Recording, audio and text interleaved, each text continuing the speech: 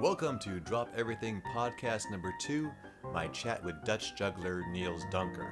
Thanks to our sponsors, the International Juggling Association, Todd Smith, the juggler's friend, maker of the Assassin Club, the one with deadly accuracy, and to the Renegade Jugglers, who I saw this last weekend in Santa Cruz. A big congratulations to Ayman from Renegade Juggling, winning a big clown prize in Italy. Now sit back, drop everything, listen to me chat with Dutch juggler Niels Duinker. Welcome to the podcast, Niels Duinker. This is podcast 2 of the Drop Everything podcast for the International Juggling Association. Welcome, Niels Duinker. Hello. And Niels, am I saying that right? Is the last name pronounced Duinker? Duinker, yes. Duinker. So, Niels, what was your first memory of juggling, the first juggler that you saw? There were two. I don't know which one was the first, but I remember the Rotterdam Street Performing Festival. My father always took me there, and it was a Busker. And he had a huge crowd, and he was juggling, like clubs, knives, like all the standard stuff. So I remember that. I was like, oh, that's pretty cool if you can stop so many people in the street, make them happy, and do a show. So that's one thing I remember. And the other thing there was, I must have been around 8 years old, and they had the circus festival in Paris, Cirque du Domaine. They had that on television, and I remember one juggler, and he did a routine with silicone balls, some ball juggling, ball bouncing, ball rolling, and that inspired me so much that after that show, I went to my room, and I tried to juggle, and of course I couldn't do it because I didn't know any patterns. So I tried for maybe half an hour, and then I gave up. And then when I was 12, I started again, because then in my class, one of my friend's fathers, he could juggle a little bit, and they started me how to learn the cascade, and that's how I started. And from the beginning, were you kind of hooked? Did you start to juggle regularly after that? I really liked it. But also before, I think even when I was 8, I really liked it already. I was like with table tennis, I like the precision of hitting a ball. And then with juggling, of course, you have more balls, so you need more precision.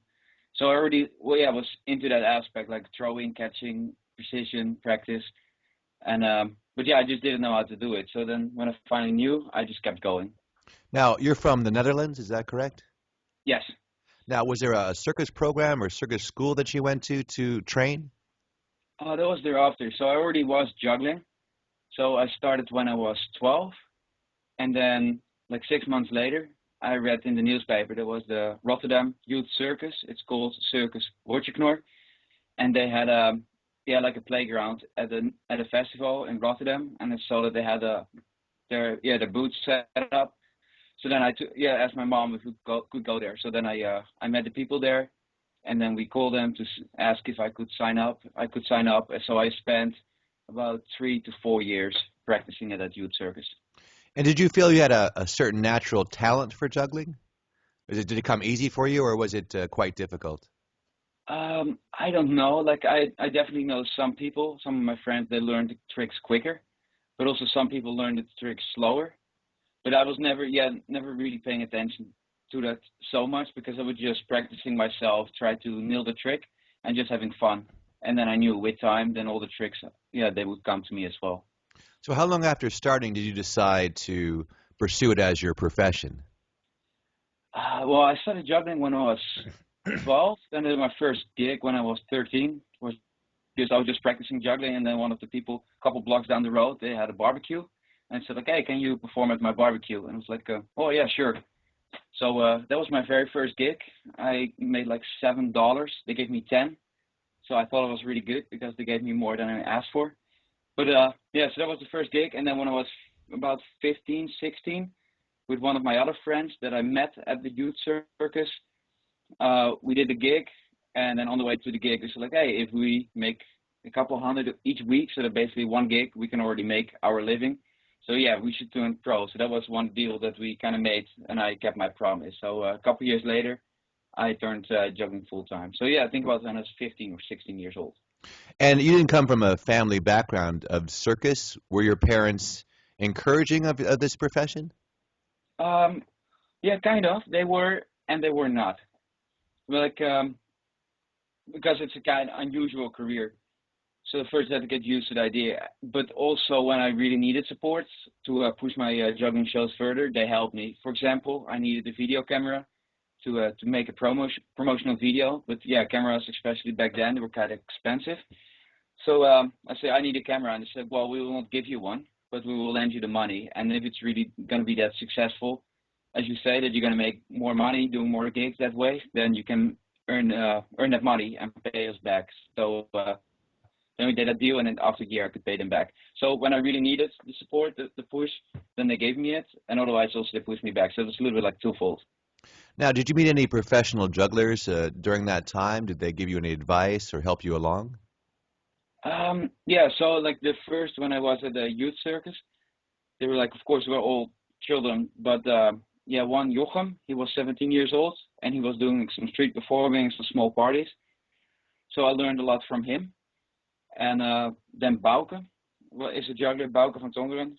He lives in Rotterdam, and he was juggling full time, and he was like the #1 juggler in the Netherlands by that time. And he was very helpful as well. So he always gave me tips. And yeah, Michiel Hesseling from the Netherlands. He lives in Amsterdam, from the Flying Dutchman. He was always very friendly to me. Erik Borgman. So yeah, like a lot of people, but I met him at juggling festivals, and so I asked them to teach me a trick, and they always did that. So yeah, some people helping me. And then what year did you come to your first IJA convention? Were you still quite young at that point? I was 20, and it was in 2006, because I met Ivan Purcell and Scotty Kavanagh and Team Rootberry. I met them earlier at the 2004 World Juggling Federation Convention, and I got invited for that one to compete, because the year earlier we had booked Jason Garfield for a masterclass in the Netherlands. I'd organized that, so Jason Garfield came to the Netherlands in 2003. 2004 he invited me, and then so I met Ivan Purcell there, and in 2006 I met Ivan again. That was at the Scottish Juggling Convention, and Ivan said, like, hey, it should be fun. You come over to the IJA, you have never been, it's a cool convention. Then after the convention, you can stay with me in Las Vegas, and yeah, it should be fun. So I was like, okay, that sounds good. So I increased my promotion a bit, did more shows, made the money, and then in 2006 in the summer, I came over to the US and attended my first IJA convention. So your first convention in the United States was WJF. What do you see as the differences between the WJF and the IJA? I don't know, because the World Juggling Federation, I attended in 2004, and then I attended it one day in 2006 when I was, that was after the IJA, and then Jason Garfield had his convention there as well. So I lost track a bit about the World Juggling Federation. I've not followed them so much, so I cannot so much say about their direction right now. But yeah, the IJA, I really like the association, and I have a great time, and they helped me a lot in my career as well. So you started off juggling in the Netherlands. What kind of jobs were available for you starting out? Did you busk? I heard you use the expression Busker, which is another word for street performer. Was that something you did early on in your career? Yeah, like when I started juggling, some of my friends, they were joking, like, hey, you should go street performing. And I think I took that expression a bit more serious than they took their joke. But yeah, so I put a hat in front of me in the local shopping mall, and I made some money with that, and I got a good experience. It was actually quite fun, and that kept me going. And also, I remember one time in Rotterdam with a juggling shop, they had bouncing balls, and they were 50 guilders, so that's maybe like $50 these days. And I really wanted to have them, but I didn't have the money. So I said, okay, if you can reserve those balls, then I will go street performing, do a couple of shows, then I will make that money this afternoon, and then before the shop closed, I will come back and buy the balls. And I think I was 15 years old by that time. And that happened. So I bought the balls, and then went home with a set of juggling balls that I earned that afternoon. But yeah, that's how I started. And then also when I was 14, printed my first business card, and then did a couple like local gigs. And then from those gigs, other people see me for small gigs around my town. So yeah, so I did a little bit of street performing, and I got also booked for those small parties around my town. So what was the first job you did where you left the Netherlands and actually traveled to an engagement? And was that a long-term gig or a one-nighter? What was that? But the first like real international gig was in 2007, and it was 3 months in Japan, because I knew like I needed the stage time, and with all this one-time small corporate events, festivals, every time when you show up, the environment is different. You never know how the stage is going to look. You have very little rehearsal time with the sound tech, the light tech. So it's just very hard to improve. And yeah, you need the stage time to get better. So actually, like in 2006, after I visited Ivan Purcell, I also visited Scotty Kavanagh in San Diego. And in 2004, he performed in a Dutch theme park called House den Bosch in Japan. And that in the theme park, it's like a miniature version of a Dutch city. So you have a lot of famous buildings from the Netherlands in that theme park. And so he did his full show there, like 20 minutes, his own show. I was like, oh, that sounds like a very cool experience. Like I can visit, see a little bit of the Netherlands in Japan, be out of the country, 4 shows a day, 6 days a week. So I submitted my promotional material to the theme park, and they accepted me, and then they hired me for 3 months. So I put together a 20-minute stage show for that, and then did it a few hundred times during those 3 months, and got a great experience. So you traveled from the Netherlands to experience the Netherlands in Japan. Yeah, it was quite funny because the bay where the theme park is located is very close to the first point where the Netherlands, because you had the East Indian Trading Company and the West Indian Trading Company. So 400 years ago, one ship sailed all the way from Rotterdam and ended up in that bay in Japan. And then, they started their 400-year trading relationship between the Netherlands and Japan. And I started my journey in Rotterdam because that's where I live. And then I ended up in that bay and did my first international gig there. So is that some advice you'd give to a young, up-and-coming wannabe professional, the fact that it's good to find a spot to do many shows? So you're saying, how many did you do in that 3 months? Over 100, you said, or? Well, I did 20 shows each week, and I was there for 12 weeks or 13 weeks. So that's like 260 shows. And what do you think you learned by doing the shows so many times? Did you experiment with each show? Did you try to get a set? Did you count your drops? How did you sort of try to improve over that period of time? Well, during that time, it gave me the opportunity to get consistent. I already didn't drop that much on stage because, I always practice the tricks enough times that I'm pretty sure that I'm going to nail it in the show. Just so many shows get you very consistent.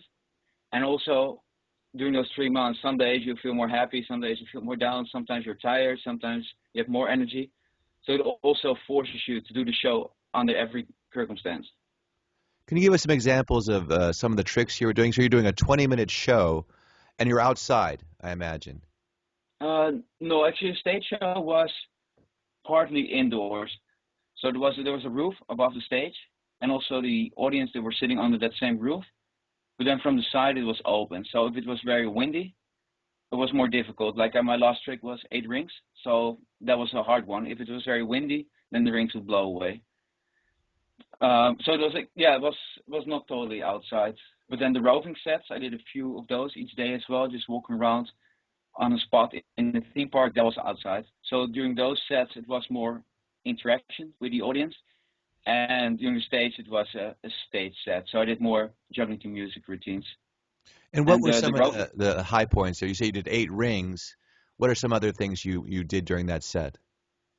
So my structure for that 20-minute set is I started off with contact juggling. I did that for about 2 minutes. And then I went to the hat juggling. I did a hat routine with 1 hat and 3 hats. Then I did my routine with 5 balls. Then I did 7 balls. Then for a while I did the trick with the pockets, the balls, and then putting them in the 3 pockets that you have on your belt. But the reaction was not so great, so I threw that out of the routine pretty early on. And then I went to the one routine with a volunteer. And that was interesting because, of course, I speak English, I speak Dutch, but I don't speak Japanese. And the audience members, they all speak Chinese or Japanese in that theme park. So it was a great opportunity, actually, because you needed to interact with the audience, but you cannot speak to that audience. And that's, very beneficial because now I do a lot of cruise ships, especially in Europe. And in Europe, on the cruises, you have people from Spain, Italy, Norway, like all over the place. Everybody has a different language. So sometimes it's more difficult to communicate with those people as well. So it really forced me to make myself clear without using yeah, words, just body language, clear, yeah, just clear instructions. And it's very beneficial as well because even now, if I speak English in my show and it's all native speakers, you're still more clear because you think about how to give instructions, your body language, just so much better. So I did that, and then I went to the ring route, no, the clubs. Went from 3 to 7 clubs. With 7 I did a flash, and then I went up close on the ring. So from 4 to 8 rings, and that was the 20-minute set I did. Now, I know you've competed in some circus competitions. Were there any awards or competitions that stand out? How many circus competitions did you say you did overall? Well, I did in the Netherlands. You have the national juggling competition. So I did that a few times, and I got 3 times a gold medal over there. I did the IJA. I made it once to the finals. This is one I tried, and then the Extreme Juggling Championships, the IJA in 2006. That was a fun one, and then I got 1 gold medal over there. And then I got invited to Taiwan by Sui Liao.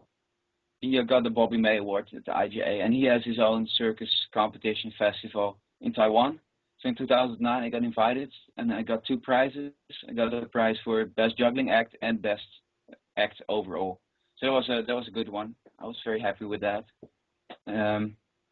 Yeah, I think those are the competitions I did. Now, you've done a lot of a wide variety of different types of shows. What are your preferences? Do you like a particular thing over something else? I know you do cruises. What is your sort of dream job? That's a tough one because first, what was my dream? Then at one point you master it, and then you get your next challenge. So first, my dream was like, if I just can get invited to a street performing festival and do my own show there, then that would be awesome. So, but then in 2004, that happened, and then I did those from 2004 to 2007, and then I felt very comfortable. So it's like, okay, what's the next dream, the next challenge? It's like, wow, if I can do that show, make it from a street show into a theater show. So that would be really cool if I can get booked at a cruise ship. So that was my next dream. So, and now I'm doing that, and it's a really great venue. So, and then, yeah, also what I really enjoyed, I did maybe 5 years at a theater restaurant in Rotterdam. So I could work at home on different stuff, practice, and then in the evening, I did my show in the restaurant. And that was great. And then in the evening, I was still home, could sleep in my own bed. So, so every venue has something good. And every venue, if you do it very long, at one point it gets repetitive. So, but yeah, I like the cruise ships now. It's a nice venue. It's you get very good support in the theater to do your show very well. Yeah. Let's talk about cruise ships a little bit, because maybe some of our listeners, that might be a goal for them. How much time do they expect you to do, and what are some of the conditions you find yourself working under in cruise ships? The amount of time, to start off with that, it depends on what you get booked for. My first cruise ship contract was with Royal Caribbean, and then I got booked for the Welcome Aboard show and the Farewell show. And for that spot on that cruise line, they asked for a 20 to 25 minute show. So actually, I submitted my the video that I did of the show in Theme Park House in Bos. So I submitted my 20-minute show to the agents, and then I got booked with that spot. So, but now what I mostly do is the headliner spot on various cruise lines, and that's kind of the standard format that they do on the cruise ships. So for that, they require about a 45-minute show, something between 43 minutes and just under 50. That's a good time frame. And pretty much all the cruise lines, they use that. But if you work for a Disney cruise line, they ask for a 30-minute show. And then you must have 2 different 30-minute shows, one that's more for the adults and one that's more for the kids. And you cannot repeat material. So to get on board for Disney, you need at least 60 minutes of material. And if they need an extra show, then it's 70 minutes. That's what you need to prepare for that. And now I see a trend with the cruise lines that they not only ask for a 45-minute show, but they ask a half a show more. So basically you need to travel with a 45-minute set and another 25-minute set. So that's about the time that you need. And then there's one other cruise line, Princess Cruises. I've never done that spot, but that's more like a street theater kind of spot in the middle of the ship. And I think there you need a 15-minute set, and you repeat that 3 times a day. Now, how much movement do you experience on the ship? I know they have the stabilizers, but would you say that's something that really comes into factor, the amount the ship moves, or have they pretty much eliminated that element? Well, it depends, because the bigger the ship, the less you feel the movement. So if it's a small ship, for example, if it's a luxury cruise line and there are like 500 passengers on board, it's a small ship, so they will get thrown around more when the sea is rough. If you're like on a huge ship from, for example, Royal Caribbean, the ship is so big and it's mostly in the Med, or like other, like the Mediterranean, the sea is normally very calm. You don't feel any motion. So then it's the same as you work on land in, for example, a big casino in Las Vegas, because the showrooms you can compare, the type of showroom at sea with the showrooms in Las Vegas. So it depends from very little to a lot. But I would say if you're going to work on cruise ships, just be prepared that it's going to move a lot. So basically, if you have a prop stand, don't put wheels under it. Make sure that you can lock it, and also practice every trick so well that you can do it when the sea is rough. So Earl Shepford from Australia, he gave me a very good tip when I started out cruise ships. He said, like, if you can do every trick in your show on a roller bola, then it's safe to put it in your cruise ship show. So that's what I did when I started out. And that was pretty extreme. You don't need it, but it's good practice. So how many cruise ships would you said you've done? So you started your career, let's say, on cruises in 2006 or so. When did you start your career on cruises? My first ship was in 2009, because finished Japan 2007, submitted my video in 2008, and then it took about a year for my agent to get my first cruise ship contract. So in 2009 was my first one, and it was immediately the week after I graduated from mechanical engineering. And since then, I have done about 45 different ships. There's a list on my website, but it's about 45. So you mentioned you have a degree in mechanical engineering. Do you think going to school and getting a degree, has that given you a different background with your juggling? Do you ever use that in somehow in your career now? I use different ways, because I remember in mechanical engineering, the very first day that I went there, one of the professors, he said, like, these days the knowledge gets old very fast. So a lot of the stuff you're going to learn in the next couple of years is not usable after you graduated. But what we make ourselves proud of is the way you start to think, the Delft University way of thinking.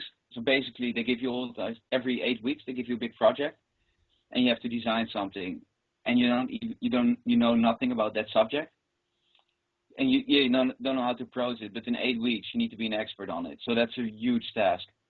But somehow, after 2 months, you always made it work. And that's the same with a cruise ship contract. Like, for a juggler to fill more than 70 minutes of material, it's a big task. And then when I started out, it almost felt impossible. But then it felt as impossible as doing an assignment at university. So it really helped me just to break it down, go act by act, and at the end, you make it work. So that was very useful to me.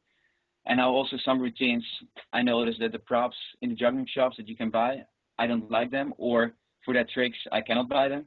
So now recently I started using my mechanical engineering knowledge to produce my own props. So I made some shaker cups, I made some balancing sticks, or with the knowledge that I learned at mechanical engineering. Now, I know you like to go see a lot of shows. Are there any shows or jugglers that stand out and have they inspired you in different ways? Well, the huge inspiration was Anthony Gatto, and I really wanted to see him, but every time when I was kind of close or in the city where he was performing. So when I was at the World Juggling Federation Convention in 2004 in Las Vegas, then Anthony Gatto was booked in Germany. Then I was visiting my friend Valentino Bigorac. I was very close with him, about 10 years ago. Every time I was in Germany, then Anthony Gatto was performing in Las Vegas. So it never worked out. But in 2006, before I heard that he went to Cirque du Soleil, it's like, okay, now I have to see him. So I bought an airplane ticket, flew to Germany, and saw his 12-minute long show. That was great. So it inspired me a lot. And so I saw Chris Cremo, the Royal Circus in Amsterdam, the Winter Circus. So there was huge inspiration, and then Ivan Purcell, very inspiring. So yeah, especially for the cruise ship shows, there's so many aspects that come into play, because if you only juggle, it's not going to work. If you only talk, it's not going to work as well, because they book a juggling show. So I need a lot of different aspects. So Valentino Vigerac was a huge inspiration in the variety shows in Germany, juggling to music. Christopher Rodegel from the Netherlands, huge inspiration for Freddie Canton. So those are kind of the jugglers that really influenced me. And of course the Raspini brothers. Of course, of course. Now as you're doing more comedy in your show, what's the transition between doing a straight juggling act to music? Then you felt the need to add more time, to add more comedy, especially since English is not your first language. Did you find that as challenging as learning the juggling, to learn the comedy aspect of it? Well, the English was just, I learned it in school. And then the first show was very, very difficult, very scary. Of course, you need to build up your vocabulary of jokes and phrases that you can say, the same as you need to build the juggling tricks to build an act. But yeah, the big difference between juggling to music and a full theater show, basically a full theater show, comedy, juggling, is that every time it just gets a level deeper. First, you learn how to juggle, you can do the tricks. First time you step on stage, well, it's not really about the tricks, but you need to learn how to present it. And then you can present it maybe to music, so that's a level deeper. You need to learn how to juggle, you can juggle, you present yourself on stage as a person, you have to move to the music. Then when you combine it with comedy, then for me, like I do the comedy between the juggling routines, so there was another level deeper. So I needed to speak English, be funny, speak clearly. So every time, to me, it's a level deeper. And also every show, it has a build-up. So for the juggling to music, normally you go from less props to more props, smaller props to bigger props. So from less impressive to more impressive, so it builds. The same with the comedy, you have to place all the tricks in a certain way that in the program altogether, from beginning to end, there's a build-up. So where do you see your future? Where do you see your career going? And have you seen things change in the business from when you started to now? Yeah, a lot. For example, the very first gig, I still had to bring an audio cassette to the gig for the music, and now it's with an iPhone to bring the music on MP3. But of course, that's a minor change. But even in the cruise ship industry, I noticed between 5 years ago and now that they book different. Now before it was like I got for 1 year, like immediately bookings for an entire year, and now they book per cruise. So sometimes that's good because I have a little gap in my schedule, and then like 2 weeks before it still got filled. So the way they book it's already different, and also the amount of material that they ask, that's different as well. But also the way audiences they watch the show, it's different as well, because before people were watching, but now everybody has a video camera on them. They have their smartphone, and they think it's okay to film your show and to post it on the internet. So that's a big difference as well. Instead of just being an audience member, they more now judge the show. They used to put it on YouTube, give it a rating. Maybe that's a good thing, maybe that's a bad thing. I don't know, but it's a different thing.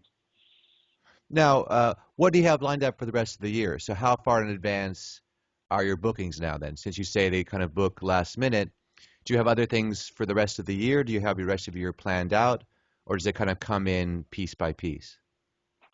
Right now it's up to November, and I have a rough idea for next year as well. And also what I did, now cruise ships is the main market, but I for example, I have 3 different websites. I enjoy to do different types of gigs. So cruise ships I do a lot, but I also do corporate events at home. After this next cruise, when I'm back home, I do a TV interview in the Netherlands. I do a theater show, and also juggling workshops. It's quite popular in the Netherlands, like team building, juggling workshops. So it's really interesting. The same that I like all these different juggling props. I do about 10 different types of juggling in my show. I enjoy that versatility.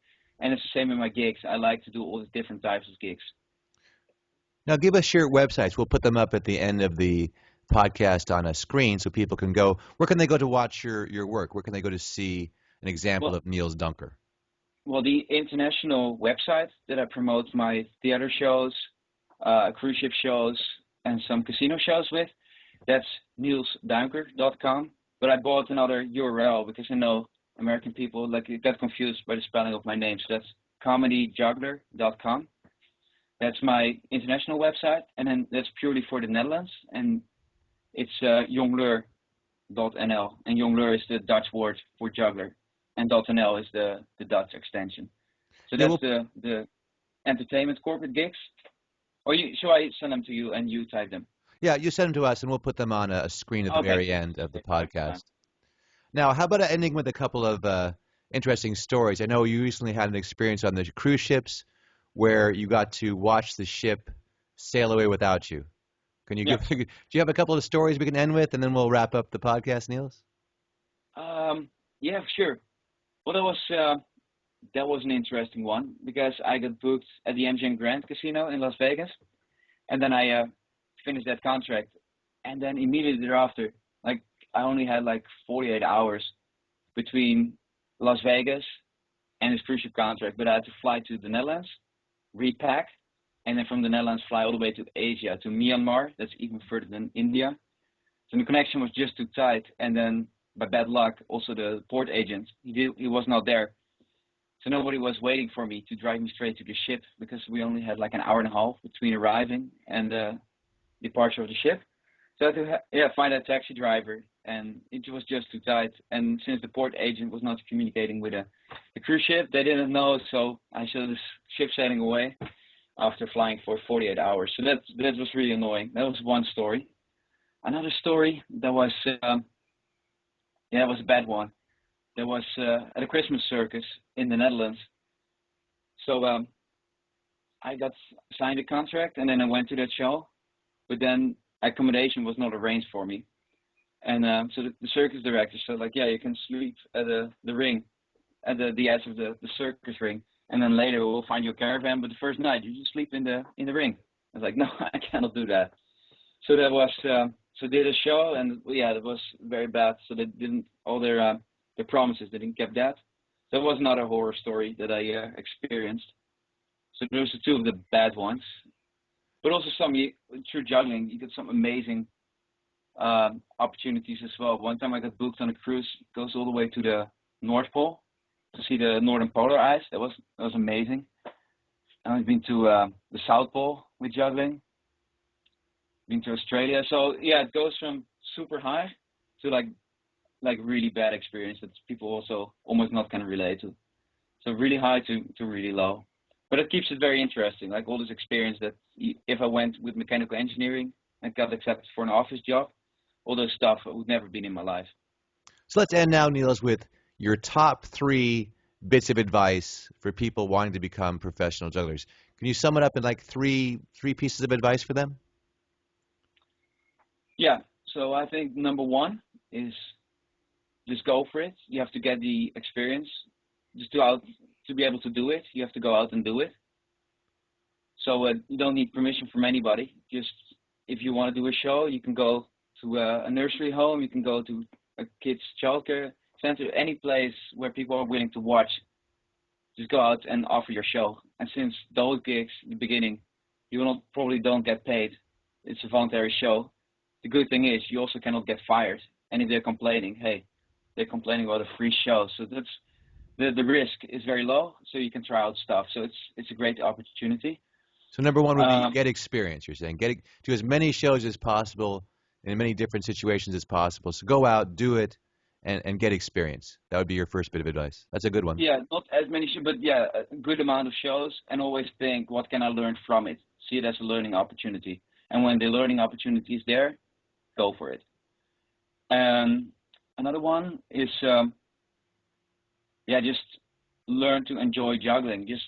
I think everybody that's listening is really enjoying juggling, but if you're performing, you also make sure that the tricks are solid. If you're an amateur juggler and you practice all the time and you nail it once, it's great. But if you're on stage, you must be pretty confident about that you're gonna nail the tricks. So for example, when I met Rudy Horn, he told me like before you do a trick in the shell, make sure that you can nail it 8 times out of 10 attempts. So that's another piece of advice. Just make sure that you really can do the tricks, because sometimes you don't have time to warm up. The lighting is bad, but still people expect, they don't give you excuse for it. They see you drop, so you're not very good.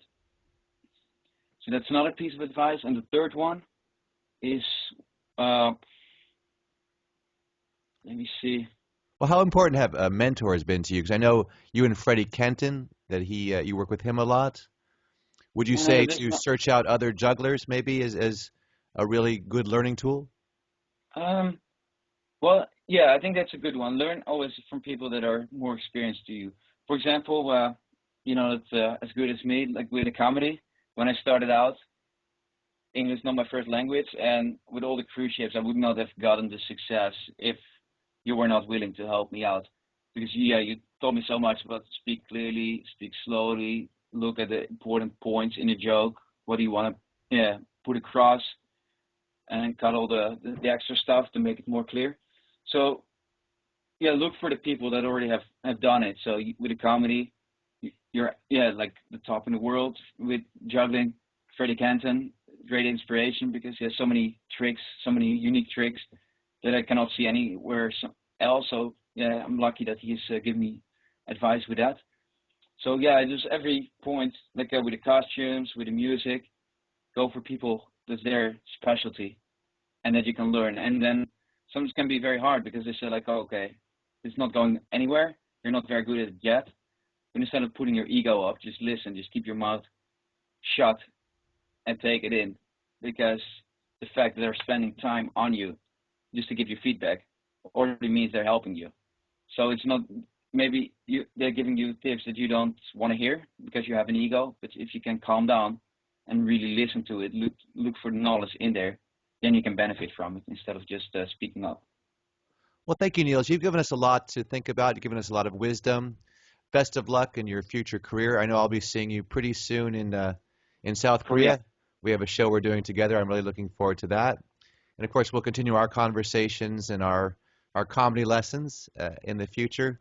Once again, thank you so much for podcast number 2, my interview with Niels Duinker. Thank you, Niels. Thanks.